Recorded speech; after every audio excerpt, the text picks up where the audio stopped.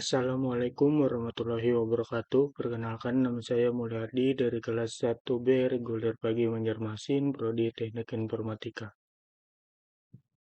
Di sini saya akan menjelaskan motherboard dan komponennya. Motherboard.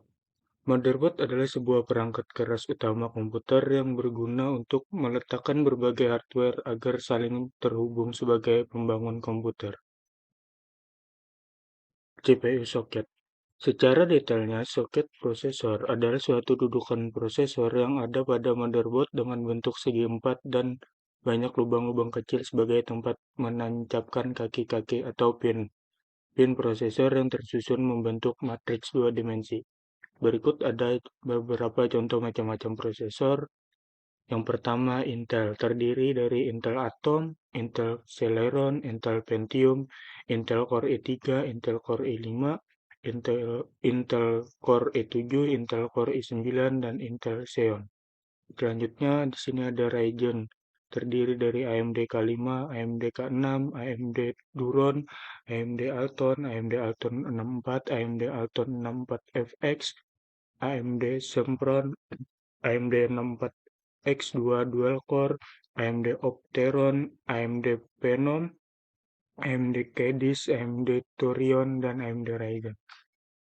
Selanjutnya beberapa contoh slot CPU, yaitu AM-P4, LGA 1700, LGA 1151, dan LGA 775. Selanjutnya CPU fan dan heatsink mounting points. Pengertian heatsink dalam sebuah komputer adalah sebuah logam yang terbuat dari aluminium atau tembaga yang menempel di atas sebuah chips melalui perantara krim yang disebut dengan thermal grasp. Heatsink ini biasa Anda temukan terpasang di atas prosesor atau CPU, di atas chip VGA chart atau GPU, dan juga bisa Anda temukan pada jenis RAM kelas high-end. Fungsi heatsink ini adalah untuk menyebarkan panas yang dihasilkan oleh chip yang ada di bawahnya ke udara di sekitarnya. Jadi fungsinya adalah untuk mendinginkan chip tersebut. Selanjutnya 20 pin ATX power connector. Konektor ini memiliki jumlah pin 20-24 yang berfungsi untuk memberikan daya langsung ke motherboard. Umumnya motherboard serial lama menggunakan konektor dengan jumlah pin 20. Sedangkan untuk motherboard yang terbaru saat ini sudah menggunakan konektor dengan jumlah pin 24. RAM memory slot kali 2. Memory slot berfungsi untuk memasang memori card atau RAM.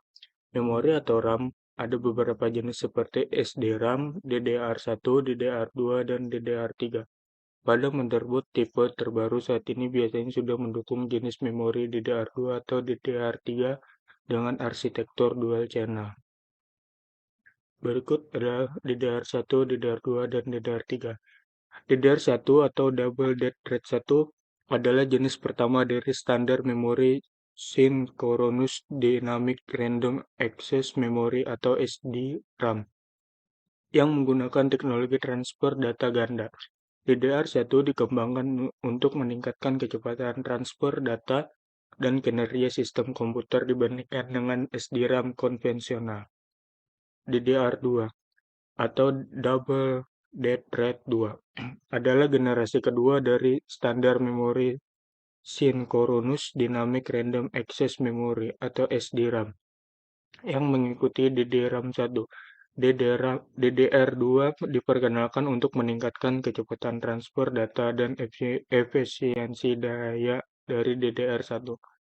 Selanjutnya DDR3 adalah generasi ketiga dari standar memori Synchronous Dynamic Random Access Memory atau SDRAM. DDR3 diperkenalkan untuk mengatasi beberapa keterbatasan DDR2 dan memberikan peningkatan kinerja serta efisiensi daya. Selanjutnya DDR4 adalah generasi keempat dari standar memori SDRAM. DDR4 diperkenalkan sebagai pengganti DDR3 dengan tujuan meningkatkan kinerja sistem, efisiensi daya, dan kapasitas. Selanjutnya DDR5, Double Dead 5, adalah generasi terbaru dari standar memori Synchronous Dynamic Random Access Memory atau SDRAM yang dirancang untuk memberikan peningkatan kinerja, kapasitas dan efisiensi daya dibandingkan dengan pendahulunya, DDR4. DDR5 sedang menjadi standar utama untuk sistem komputer terbaru, terutama dengan diperkenalkannya platform dan prosesor generasi terbaru yang mendukung teknologi ini. Meskipun demikian, karena teknologi baru, kemampuan DDR5 juga tergantung pada dukungan dari motherboard dan prosesor yang digunakan. Selanjutnya, IDE konektor. IDE atau Integrated Device Electronic adalah suatu komponen yang berfungsi untuk mendukung perangkat hard disk atau floppy disk. Slot IDE sendiri merupakan tempat penempatan ID dalam motherboard. Selanjutnya, Nodor Brick atau Wedge Handshake. Nodor Brick adalah chip di dalam komputer yang menghubungkan unit pemrosesan pusat atau CPU ke komponen utama lainnya dalam sistem. Komponen-komponen ini termasuk RAM atau memory system, bus depan, FSB, kartu PCI Express, dan kartu AGP. Node Break juga terhubung ke Short Break yang mengontrol komponen komputer yang tersisa. Sementara CPU adalah prosesor utama di dalam komputer. Node Break adalah pengontrol utama. Ini bertindak seperti polisi lalu lintas yang mengarahkan data ke dan dari CPU. Oleh karena itu, kinerja chip Node Break mempengaruhi kinerja komputer secara keseluruhan. Pada sistem Intel, Node Break juga disebut hub pengontrol memori MCH karena mengontrol aliran data ke dan dari memori sistem. AGP slot. AGP atau Accelerated Graphics Port adalah saluran point-to-point yang digunakan untuk output video kecepatan tinggi. Part ini digunakan untuk menghubungkan kartu grafis ke motherboard komputer.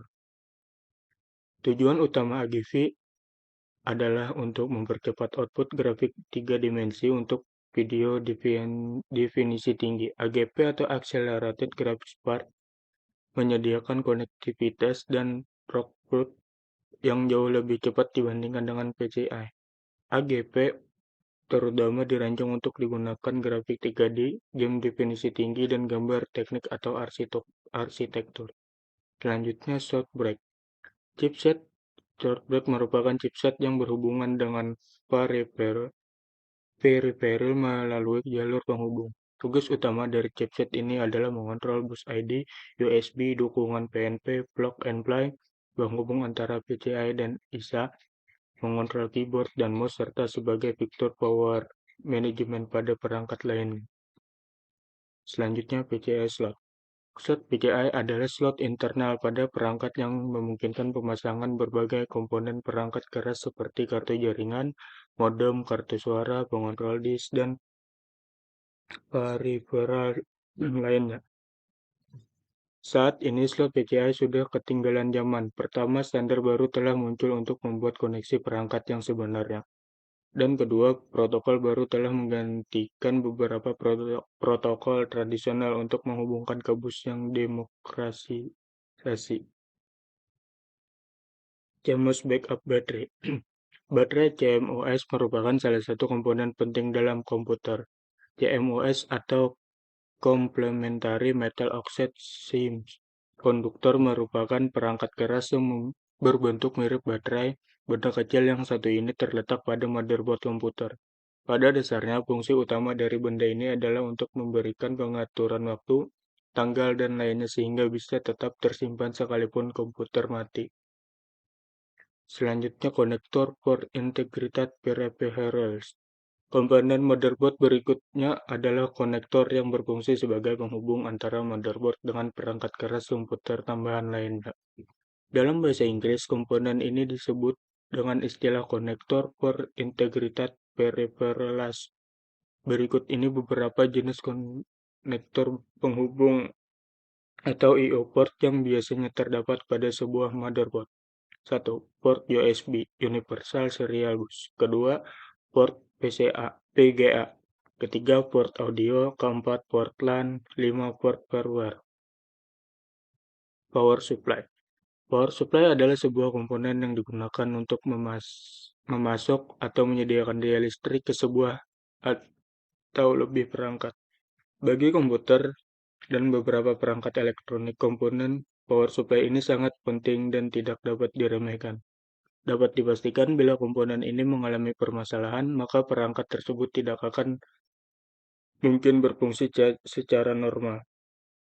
Saat menghidupkan sebuah perangkat semisal komputer, maka seketika itu juga power supply langsung melakukan semacam pemeriksaan serta tes sebelum sistem operasi pada komputer tersebut dijalankan. Jenis power supply AT. Power supply jenis Advanced Technology atau AT merupakan power supply dari generasi awal. Jenis power supply ini dapat ditemukan pada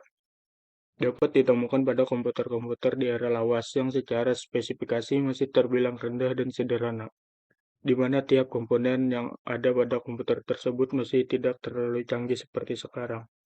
BTX. Jenis power supply selanjutnya adalah power supply berjenis BTX. Jenis ini digunakan dengan maksud menunjang kinerja komputer rumahan dan perkantoran. Power supply jenis BTX ini merupakan jenis yang dianggap jauh lebih optimal kinerjanya dibandingkan jenis power supply lainnya. Sekian penjelasan dari saya. Salah hilap mohon maaf. Wassalamualaikum warahmatullahi wabarakatuh.